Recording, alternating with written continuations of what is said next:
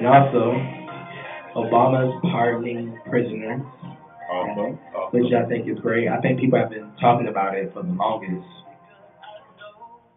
about people just going to jail for a very long time for having just an ounce of cocaine. Yeah, they want to put a stop to that. That's a sad situation. That these people are mainly, and I'm not gonna say, well, minorities. I'm gonna say that are being in prison for little small petty crimes, and they're getting like 30 years. Exactly. Getting 30 years, and that's a lifetime, and you're taking fathers out of homes, you're taking people out of the community who can be, some of y'all's future husband. Let's be real. Over a small mistake. Sometimes it's just the smallest thing that are landing these guys in prison. And it's sad, especially for us minorities and African American men. If you think about it, there's the wrestler guy, the gay guy, who's a wrestler for his Y'all, we gonna learn people's names one day. yeah. We keep talking about all these people. We don't know nobody's name. They call him Tiger Mendigo. That's what I know him of. I don't know his full government name, but they call him Tiger Mendigo.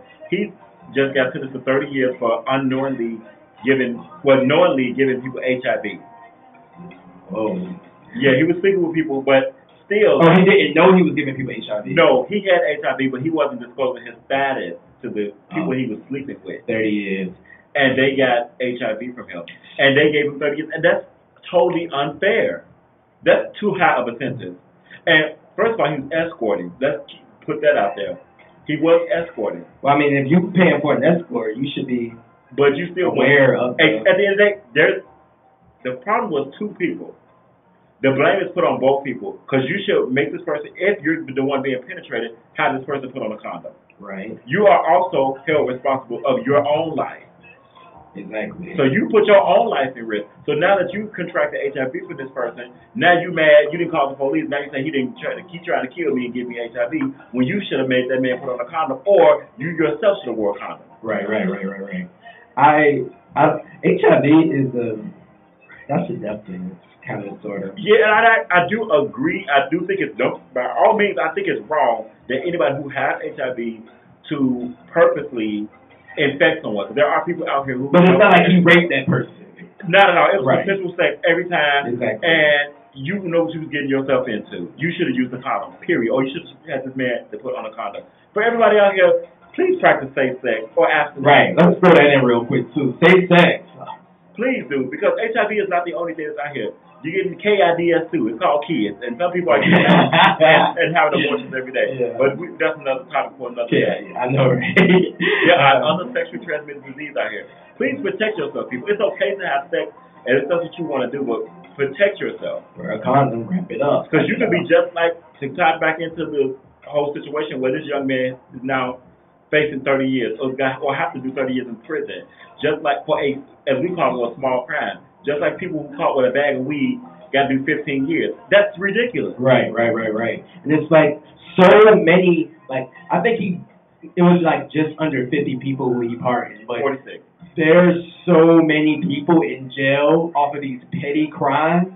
So many people. Because the jail, it's a business. Building those prisons is a business. It's a privately owned business. They're making money off of putting us in jail. They don't like us. Who's in prison? It's a bunch of black people. It's a bunch of black men. And we're feeling the effects of that, years down the line. There's so many men who have been taken away from their community, their families, and it's all these single moms out here.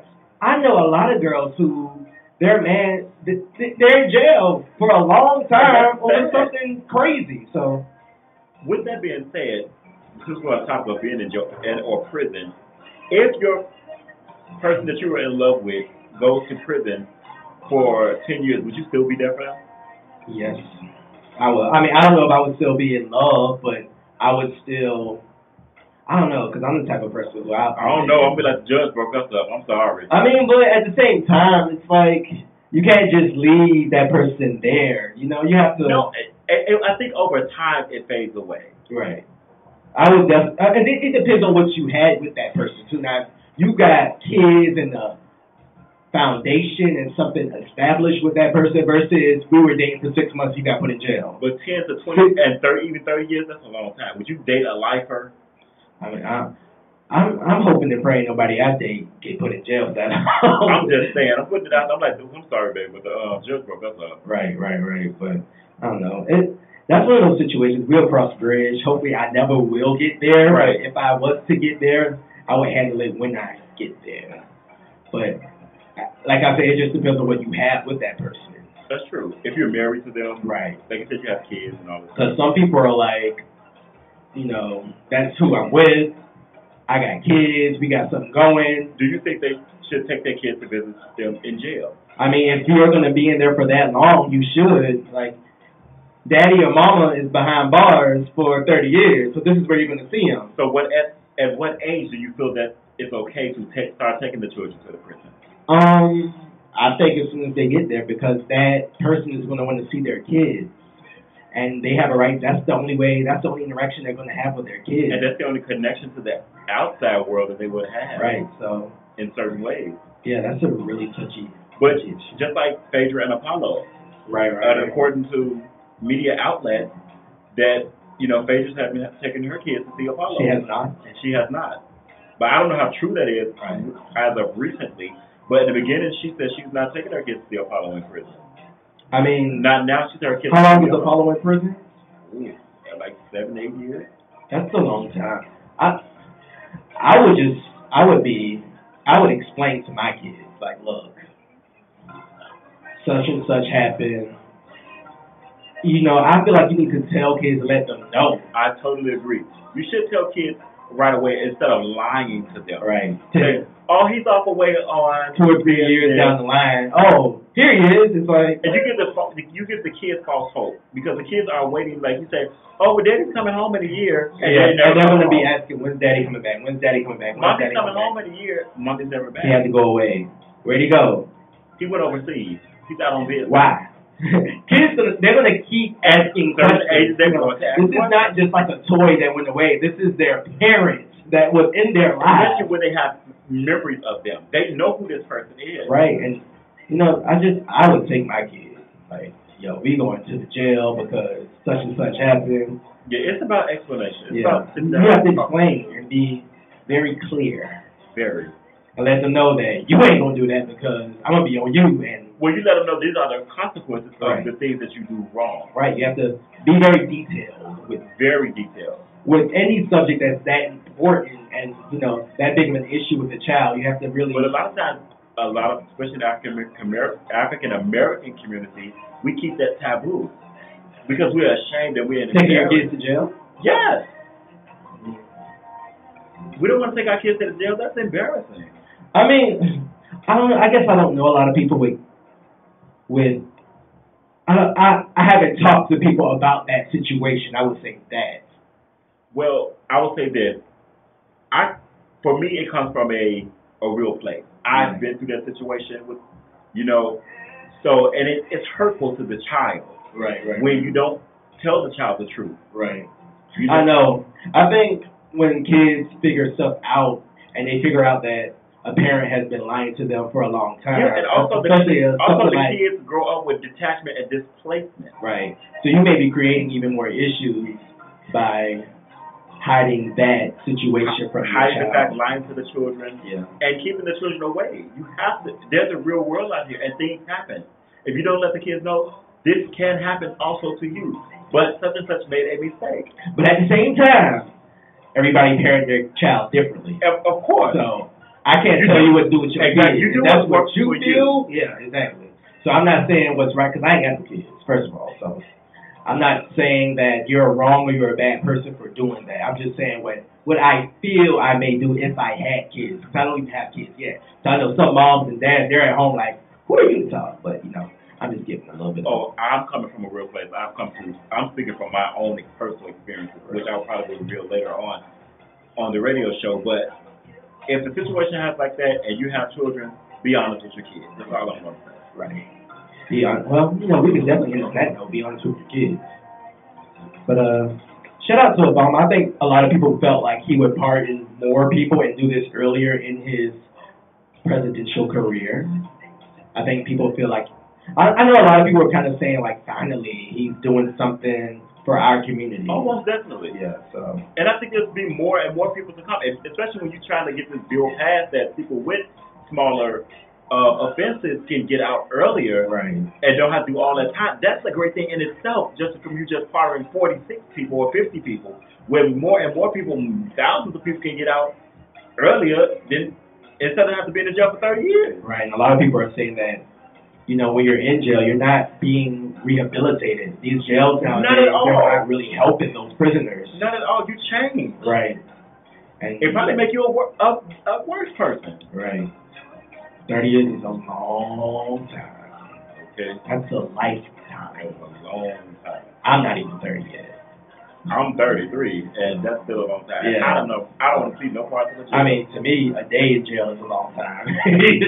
But, yeah, man, shout out to Obama for doing something. Not that he doesn't do anything. Our president is great. I have to say that. And some people disagree, but that's that's their opinion. That's their opinion. I can't change it. To me, he's a great president.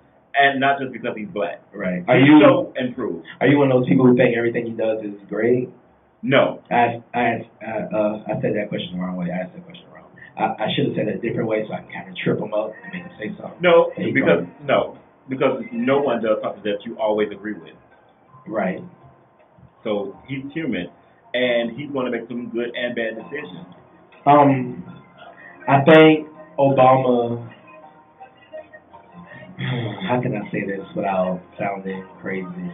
I think people expected more from him. I think he tried to do more, but he had a lot of restrictions. But at the same time, I don't think he was going to do as much as we wanted him to do in the first place. I'll say that. The problem is, when it comes down to us African American people, we forget that he is America's president, and we're just a small part. Yes, we helped to get him elected, which is awesome, and I hope when the next election comes out, we turn out and vote just as much as we did for Obama. But at the end of the day, he just was not the black president, and yes, we thought he was going to cater to us only. No, he can't do that. He did do certain things for us, but of course, we all want more. Every candidate, even the people in the future candidates that's coming up now, Republican or Democrat, we're looking at you to do something for us. Right. Exactly. I don't know. I still feel like he could have did more. I mean, I think a lot of people say it's because black people we aren't organized, and we don't have like a group of issues, and we're not like all in one unit. Now, maybe that's what it is. So we didn't have like our top thing. Now, versus like the other communities, they're a little bit more together. I think it's true. I don't think we're organized at all. We can't barely get organized at our own jobs, let alone something for the president to handle. Exactly. So, I mean, you can't get mad. You can. But that's something that we could change. That's why you need to instill into people who have children, instill unity in your children instead of division and take the next man out. Right. And I also feel like politics, it has a lot to do with money, too. Everything has to do with money, period. Certain people, I'm sure, were campaigning for him and donating. Of course. We all know money. Those corporations that helped him get through, they got what they wanted, I'm sure. So. And you know it. Money rules the world. That's why sometimes I'm like, politics is just a big game. It's just a big show. So there's so much more to it than what we